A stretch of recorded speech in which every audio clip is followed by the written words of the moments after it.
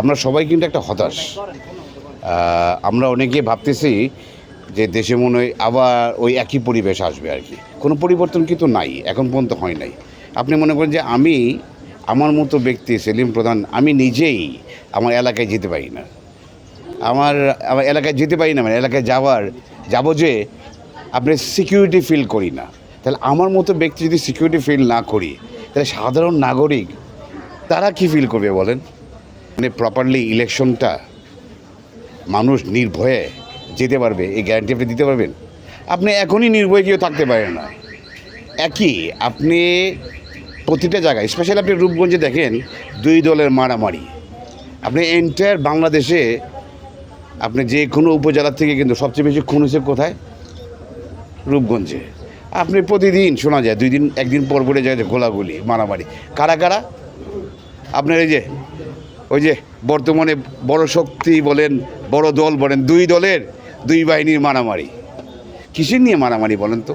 মানুষ একজন আরেকজনকে কেন হিংসা করে, মারামারি করে? অর্থ, টাকা, ভাগাভাগির কম বেশি, এই একটা জিনিসে ইলেকশন আপনি দেবেন না কেন? টুডে টুমরো ইলেকশন করতেই হবে। আপনি 100 টাকার মালিক, আর কোনো মতো একটা ভালো পোস্ট নিতে পারলে আর বুমবাম দেখাতে পারলে, বুমবাম দেখানোর নিয়মটা কি জানেন? করবে কি আপনার ওই 300 টাকা আর 500 টাকা দিয়ে লোক কিনবে, ভাড়া করবে আর কি। ভাড়া করে মিটিল আর মিছিল, কিছু হইলে প্রতিবাদ সভা, অমুকের বিরুদ্ধে একটা মিছিল, আর এলাকার লোকজনকে ভয় দেখায়, এই দেখে আমার কত লোক আছে। তো বাংলাদেশে অনেকগুলো আইল্যান্ড আছে, আইল্যান্ড মানে কি সীমা।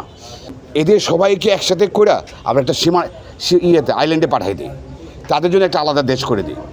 আমরা ওখানে ওদের সবাইকে পাঠাই দিয়ে আমরা মনে করি, দেখি আমরা সবাই মিলা, দর্শক যারা, বাংলাদেশের নাগরিক যারা, আমরা সবাই দেখি যে কে কার গায়ে কত জোর আছে দেখি। ওখান থেকে যে চ্যাম্পিয়ন নিয়ে আসে তাকে আমরা ভবিষ্যতে চিন্তা করবো আর কি। আপনার নির্বাচন পরিবেশ তো মোটেও তৈরি হয় নাই, বিএনপির কথাই বলি, বিএনপিতে অনেক ভালো লোক আছে, বিএনপির সাথে আমার খুব ভালো সম্পর্ক, বিন্দু মতো কোনো খারাপ সম্পর্ক। বাট বিএনপির কিছু লোকজন, তারেক সাহেব, যারা আমরা মনে করি যে ভবিষ্যতে আপনারা দেশে আসবেন, দেশকে আপনি নেতৃত্ব দিবেন, আপনি নেতৃত্ব দেওয়ার আগে যদি আপনি এদের ঠিক না করেন, এর তো নেতৃত্ব দিবেন না, দেশটা খুন করে ফেলবে। তো এখনই খুন করতেছে, এগুলো বন্ধ করতে হবে আর কি। ইলেকশন করব না করব ওটা আপনার সামনে দেখবো আর কি, আপনি যে কোশ্চেনটা করেছেন। বাট তবে এইটা ঠিক আর কি, আমি এখন এসপি মহোদয়কে বলে আসছি আর কি, এই যে আমার এই যে ভুয়া ক্যাসিনো বইলা, আপনি অনেকে দেখবেন যে কেন ক্যাসিনো বলে আর কি, মজা পায়। আমিও কিছু বলি না কি, ক্যাসিনো কোন অপরাধ? মানুষ খুন করছে, বাট এটা মানুষ মজা পায়। আমার নামে যারা বাজে কমেন্ট করে না, আপনি ওই যে ওদের আইডিতে গিয়ে দেখবেন, সব দেখবেন যে নারায়ণগঞ্জ।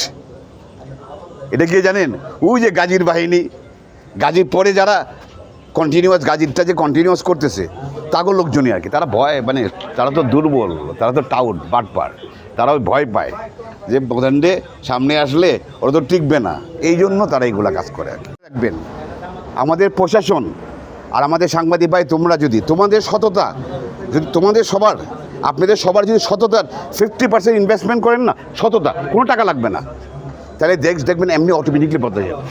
দেখা করেছি, আমি ওনাকে বলে আসছি যে আমরা রূপগঞ্জে সামনে আমরা কী ধরনের কাজগুলো করব আর কি, এটার কিছু ব্যাখ্যা দিয়ে আসছি। আর একটা ব্যাখ্যা দিয়ে আসছে যে আমার মতো সেলিম প্রধানের মামলাই যদি যে গাজীর সময় যে মামলা হয়েছে, আমার বাড়িতে গোলাগুলি করছে না, ওইটারও আজ পর্যন্ত কোনো বিচার হয় নাই, ওইভাবে পড়ে আছে। দেন তারপরে আবার 5ই আগস্টের পরে আমার বাড়িতে গোলাগুলি করলো না, ওইটাও ওইভাবে পড়ে আসছে আর কি। তাই এসপি সাহেব অনেক ভালো মানুষ, ওনাকে বলে আসছে।